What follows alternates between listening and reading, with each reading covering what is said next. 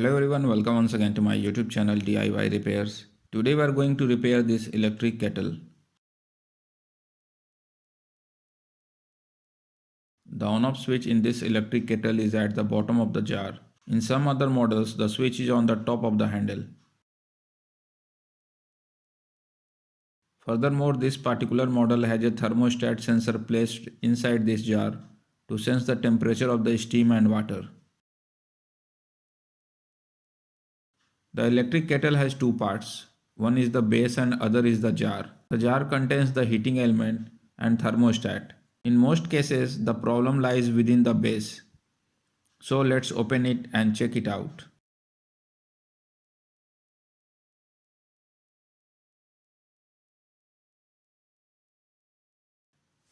This is the connector. First check the power cord. Put the multimeter selector switch on continuity and check the power cord.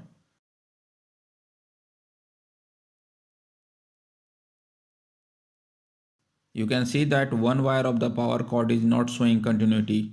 That means it is defective.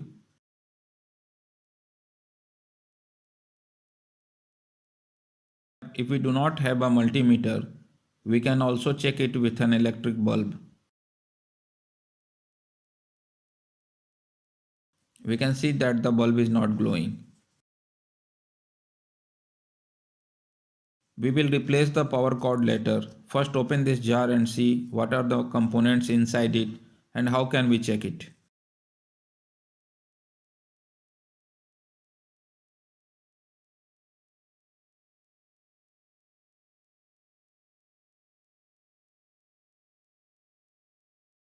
This is a power indicator.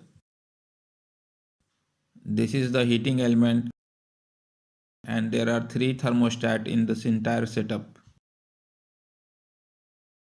Now check the heating element. Place the multimeter selector switch at 200 ohms.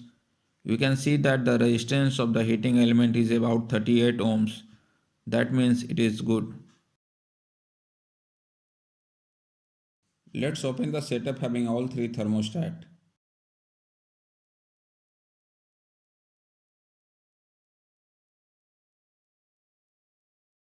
These two are boil dry thermostat. This one is the steam thermostat. The boil dry thermostat is placed close to the heating element. The steam thermostat is connected through steam vent. When we press the on button, the steam thermostat is pushed down, which completes the circuit, allowing the electricity to flow through the rest of the circuit.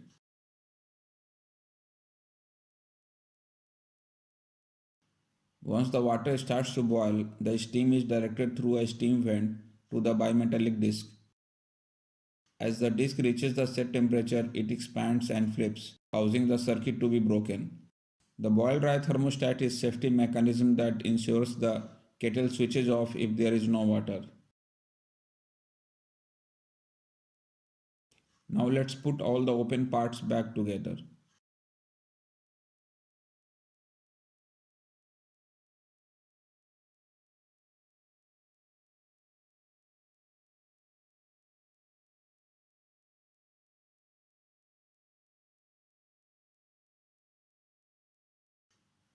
Now let's change the defective power cord.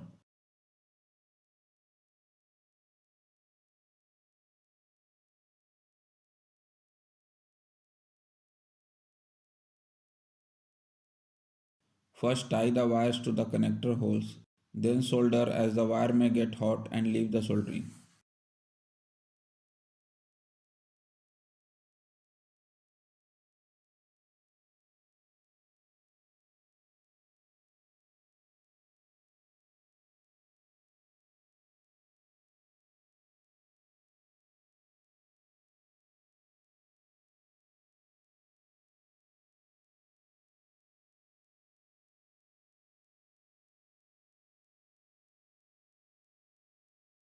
Now let's check the electric kettle.